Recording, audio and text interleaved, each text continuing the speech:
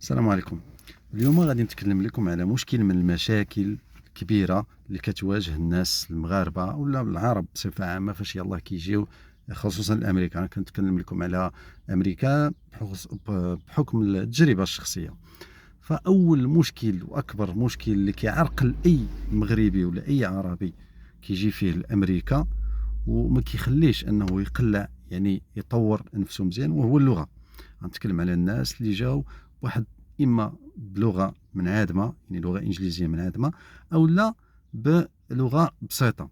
ففاش يلاه كيجيو لهنا لامريكا، فعند بالو كيقول انا خصني نمشي نقلب على الخدمات اللي مثلا مع العرب، لانه انايا ما كنعرفش اللغه.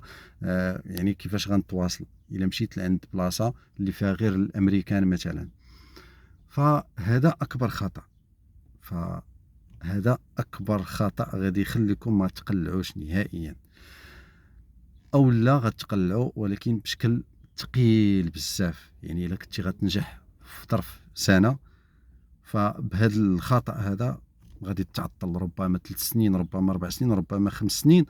وكاينين الناس اللي لحد الان يعني دوزوا 10 سنين واكثر ومازالين ما طوروش نفوسهم بسبب هذا الخطا هذا، اللي هو فاش كيقلب على الخدمه كيعتقد بانه راه ما يخدموش ناس من غير العرب او لا بلاصه فيها العرب.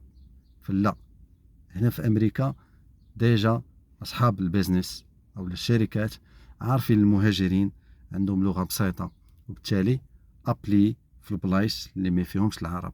ما كنقولكش لان العرب خايبين او لا ما مزيانينش او لا شي حاجه، ولكن لا، بسبب بسيط، وهو نمشي معك بعيد انك ابليتي في بلاصه اللي فيها العرب.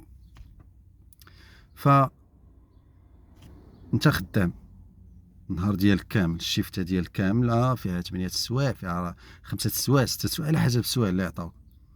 فالوقت كامل ديال هذاك الشيفت انت كتهضر في بالعربيه مع الناس اللي معاك في الخدمه. فايمتى غادي تتعلم؟ هذه خصوصا عندك الدماغ مثلا ثقيل شي شويه، ما قدرتيش ما عندكش الوقت، لان ما غيكونش عندك الوقت. ف التواصل ديالك النهار كامل كيكون غير مع الاصدقاء ديالك اللي في الخدمه اللي هما عرب، سواء مغاربه او لا، المهم العرب بصفه عامه. فهذا سبب كبير انه كيعطيك واحد الاشاره للدماغ ديالك، كيخليك مرتاح، وكيخليك في ديك الكومفورت زون، يعني في ديك منطقه الراحه. وكيقول لدماغك لاش انت غتبرز راسك وتتعلم اللغه؟ لاش غتمشي انت تهز كتاب او لا تمشي تقرا في مدرسه، او لا انت راك خدام، راك تتخلص بداك الشويه، راك كذا تتا. وبالتالي الدماغ ديالك كيريح في ديك منطقه الراحه، وما كيقدرش يطور نفسه، وما كيقدرش يدير مجهود باش يتعلم هذيك اللغه. لهذا وياك ثم وياك ثم وياك تخدم في بلاصه فيها العرب الا كنتي باغي تقلع بسرعه. ف ما تفكرش بعيد، وما تفكرش بزاف وتقول لا ما غنفهم والو، ما غنتعلم، كيفاش غندير تنفهمهم؟ غيقول لي دير هادي ولا جيب هادي ولا دي هادي ولا حط هادي. شوف، راه هنا في امريكا راهم كيعرفوا بانه كيتعامل مع مهاجر، وبالتالي راه كيوصل ليه المعلومه بشكل بسيط، كيبسط ليه المعلومه وكيبسط ليه لي زوردر ولا التعليمات مثلا بشكل مبسط. يعني ما غتخافش. هذه واحد. جوج، التواصل مع الناس هنا كيعرفوك مهاجر، وبالتالي راه كيعطيك الوقت باش تهضر. يعني تبغي تقول لي غير سوري سير، فهمتي؟ ما عندوش مشكل، ما عندوش مشكل، حيت عارفك راك مهاجر. ماشي كيبدا يشد لك ستيلو احمر وبدا يسطر لك ويقول لك لا، في بلاصه هاز قلتي هاد، ولا في بلاصه هاد قلتي هاف، ولا في بلاصه يبدا يسطر لك الجرامير وداكشي. ما كاينش هذاك الشيء. دونك انت عطي هذا الميساج لدماغك وقول له لا، انا غنمشي نخدم في البلاصه اللي فيها الامريكان.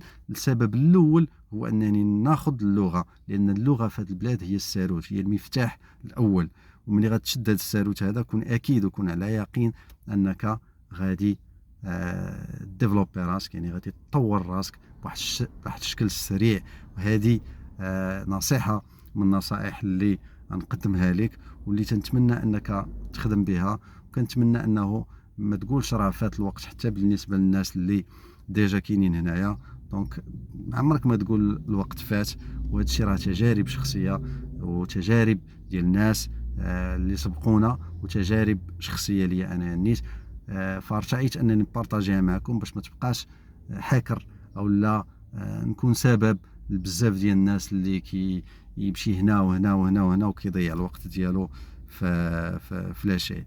فما تخافش، سير البلاصه اللي ما فيهاش العرب نهائيا، سواء اختار ولايه ما فيهاش العرب، اختار خدمات اللي ما فيهمش العرب، تواصل مع العرب، راه ما كاينش مشكل، ما كنقولكش لا القطيعه، مي هذه المصلحه الشخصيه، والمصلحه الشخصيه راه هي اللي كتفرض راسها في هذه في الغربه كما كنقولوا. حتى واحد ما غادي يعقل عليك بطبيعه الحال. مني ما غاديش تطور راسك وما غاديش تتعلم اللغه.